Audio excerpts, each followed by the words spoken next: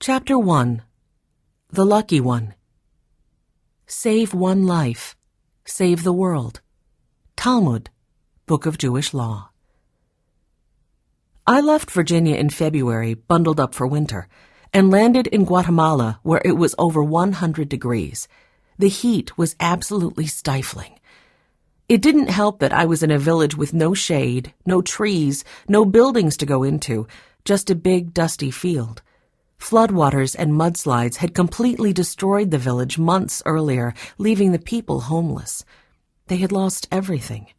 The government relocated them, but did little more than give them a piece of barren land. Makeshift shelters filled the village. Garbage bags held up by sticks were the housing of choice. Dilapidated shacks lined the dusty roads.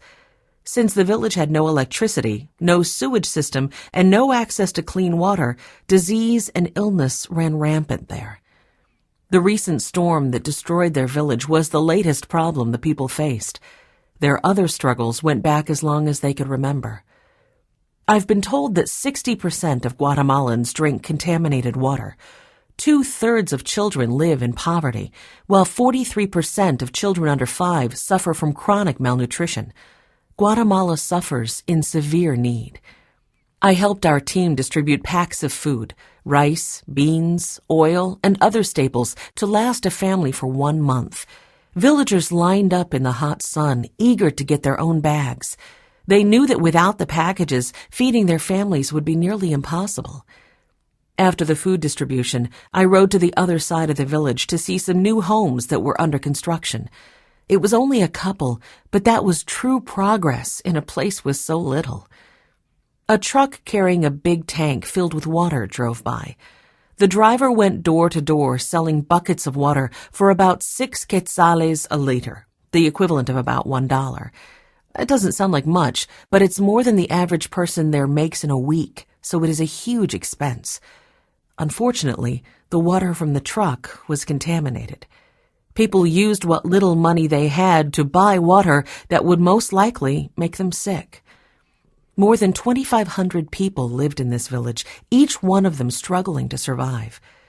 Everywhere I looked, I saw a need. The people needed homes, food, water, health care, a school. They needed everything. Their needs were not luxuries. They were necessities. It was a matter of life and death. It was overwhelming. A young girl and her mother walked toward me. I recognized them from earlier when they'd been standing in line to receive food. I soon could tell that they were heading directly to me. I'm still not sure why they chose me, especially when so many other Americans were standing around that day. But they walked right up to me. I knew immediately that something was terribly wrong. With a look of desperation, the mother was clenching a plastic bag of papers. Shy, the little girl clung to her mother's side, obviously scared. She was beautiful. Her long, dark hair was pulled back in a ponytail, and she wore a green skirt and orange top. She was 9 years old, and her name was Margarita. I wondered what they needed. Not all stories in life are pretty. Some I would rather not hear, especially when the story involves a child. My heart can barely take it.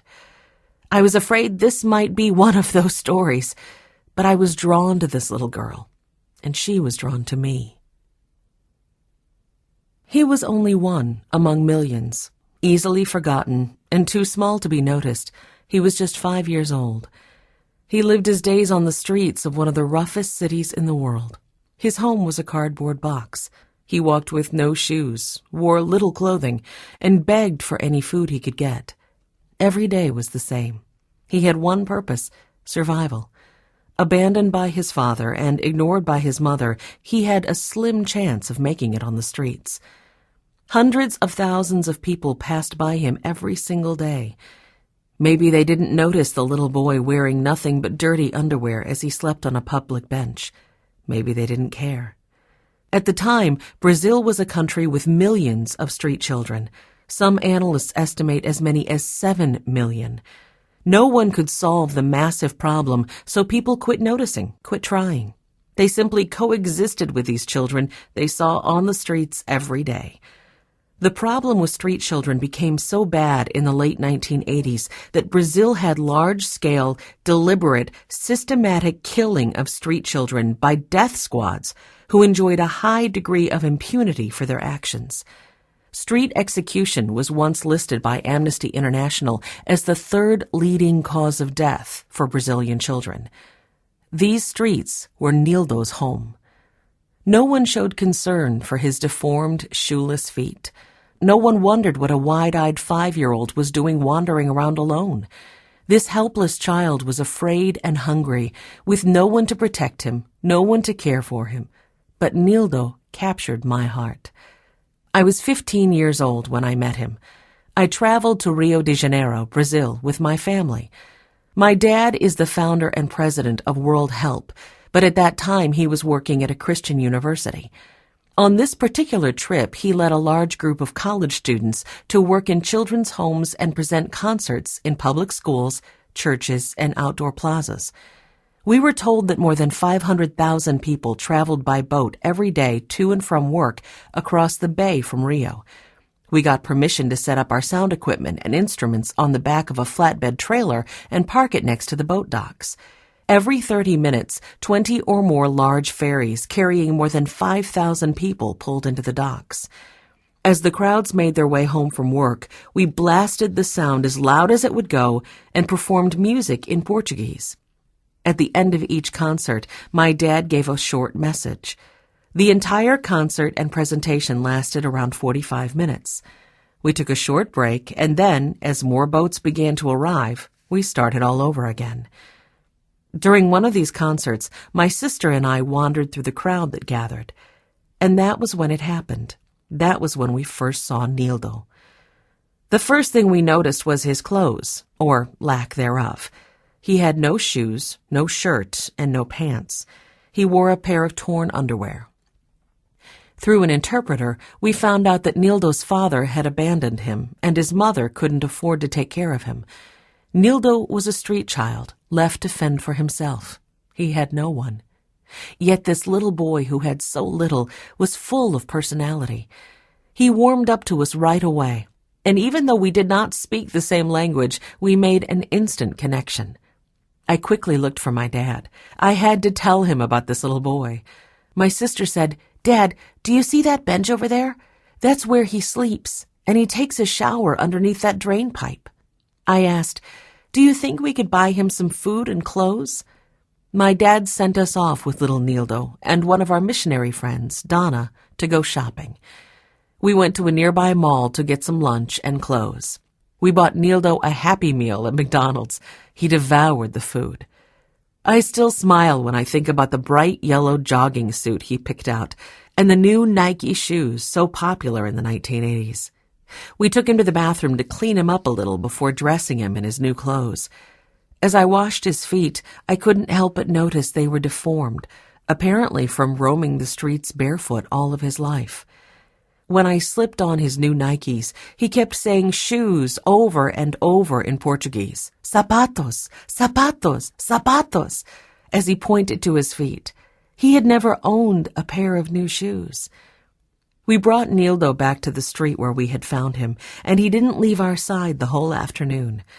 We never really thought about what we would do at the end of the day, or where Nildo would go. We just enjoyed the moment, so happy to help him. He enjoyed all the attention. When it started to get dark, the police rushed us to move the trailer and bus that our group performed on. Our vehicle blocked traffic, and everyone started yelling, so we packed up and left quickly. It all happened so fast. I didn't have time to think about what to do with Nildo, but we knew we couldn't take him with us.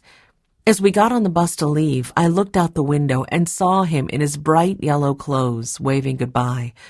My heart broke for him. By this time, the entire group knew Nildo, and we had all grown attached. Everyone on the bus cried at leaving him. One of the university students sitting in the back of our bus had been orphaned in Japan and raised by American parents. Watching as little Nildo waved while we drove away, he was overcome with emotion. For a few moments, no one spoke a word, as his unrestrained sobbing carried to the front of the bus. On our way back to the hotel, my sister and I launched a plan. We pleaded with my dad to do something to help Nildo. It just was not right. We couldn't leave him on the streets. My dad made some phone calls and found a children's home close by that was willing to take him in. The cost was only about $400 for an entire year. When we arrived at the hotel, my dad called all the students